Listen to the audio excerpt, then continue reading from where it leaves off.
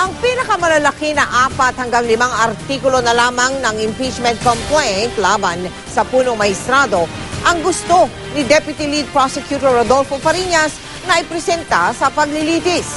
Kahapon ay naging kontrobersyal si Fariñas nang aminin niya na masama raw ang pagkakagawa sa reklamo laban kay Corona. Nakatutok si Sandra Aguinaldo. Kilala si Ilocos Norte Representative Rodolfo Fariñas sa pagiging prangka. Kaya naman ikalawang araw pa lang ng paghahain ng ebidensya para sa Article 3, lumikha na agad ng ingay ang mga pahayag niya sa harap ng impeachment court. Senador pa rin ako. Opo. Pero kung ako ay tinanggal na senador, parusa yun. Yes, sir. Di ba? Pag sinabi rin po ng 16 dito na tanggal ang senador, tanggal na po sa pagkasenado. Maski po si kagalang-galang Bong Revilla na hinalal ng 20 milyon na mamboboto, pag sinabi po ng 2/3 dito, tanggal kang senador dahil ang gulo-gulo mo dito, halimbawa, tanggal po siya sa trabaho. Hindi po siya pwedeng umangal na, bakit naman Pero walang due process?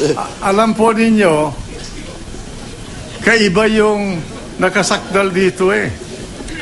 Yung kanyang titulo na Chief Justice ay kasama doon ang kanyang pwesto. Hindi nagustuhan ni Senador Bong Revilla na ginamit siyang halimbawa ni Fariñas para maigiit ang kanyang punto. Kanina, nagsorry si Fariñas sa senador. Humingi po ako ng paumanhin kung yung estilo po ng aking pakipagpapalit ng koro-koro po kahapon ay hindi po maganda ang dating sa iba po. Nasaktan lang ako doon sa point na sinabi niya na ang gulo-gulo. Baka maguluhan din ng taong bayan na isipin nila na Senator Bong Revilla ay nanggugulo sa Senado.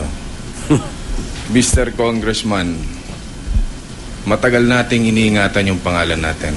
Kailangan maging maingat tayo sa mga salitang bibitawan natin. I do respect you. You're a friend of my dad. Pero igalang nyo ang bawat isa sa amin dito. Naging kontrobersyal din ang pahayag ni Fariñas kahapon kaugnay sa hindi niya pagpirma sa Articles of Impeachment. Kayo ba pumirma sa impeachment complaint? Hindi po.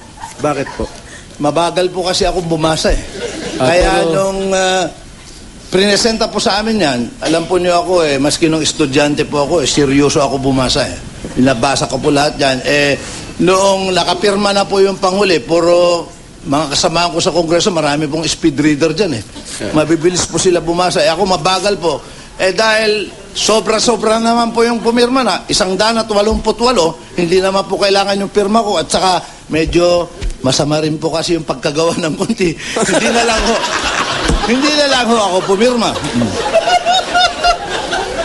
Sinabi ito ni Fariñas habang nangangatwiran sa impeachment court na nakapaloob umano sa Article 3 ang paggamit umano ni Corona sa ponde ng Korte Suprema para sa kanyang personal na gastusin. Sabi kasi ni Enrile, hindi ito saklaw ng Article 3. Pero sa maniwala raw tayo o hindi, ayos lang sa prosecution team ang mga hirit ni Fariñas. Natawa nga kami lahat doon, no? At saka matagalan naman niya sinasabi yun. We hope that he continues to perform in the same way he's been performing with brute honesty. Hindi po ba nagtampo sa inyo yung ibang member ng team dun sa nasabi niyo po kahapon?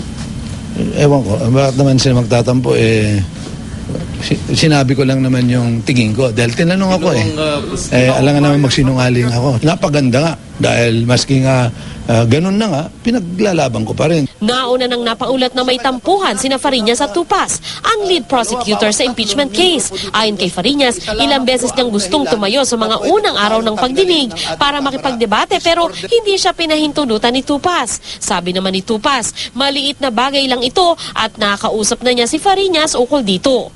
Kaugnay pa rin sa impeachment trial, sinabi ni Fariñas na kung siya ang masusunod, gusto niyang ang pinakamalakas na 4 hanggang 5 articles na lamang ang ipresenta at huwag nang tapusin ang 8 artikulo. Kung ako po, mga 4-5 doon, pag-uusapan namin, kung 4 o 5 artikulo hanggang 5, yun na lang po ang papatunayan namin at para hindi na po umabot ng ganong katagal.